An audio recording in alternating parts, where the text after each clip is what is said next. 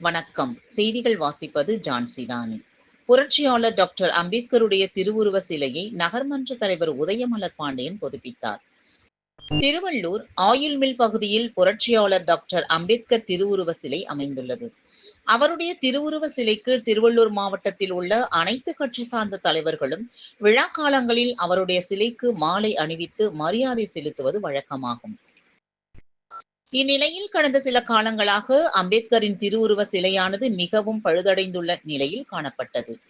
அதனை அறிந்த திருவள்ளூர் நகர்மன்ற தலைவர் உதயமலர் பாண்டியன் பழுதடைந்த சிலையை சீரமைக்கும் பணியில் தீவிரமாக செயல்பட்டு 10 நாட்களில் பணி ஆனது முடிவடைந்த நிலையில் புத்தம் புது பொலிவுடன் புரட்சியாளர் டாக்டர் அம்பேத்கரின் திருவுருவ சிலை காட்சி அளிப்பதால் பொதுமக்களும் வாகன ஓட்டிகளும் நகரமன்ற தலைவருக்கு வாழ்த்துக்களை தெரிவித்து வருகின்றனர். உள்ளதை உள்ளபடி உடனுக்குடன் செய்திகளை தெரிந்து கொள்ள உண்மை குரல் யூடியூப் சேனலை மறக்காமல் சப்ஸ்கிரைப் பண்ணுங்கள்.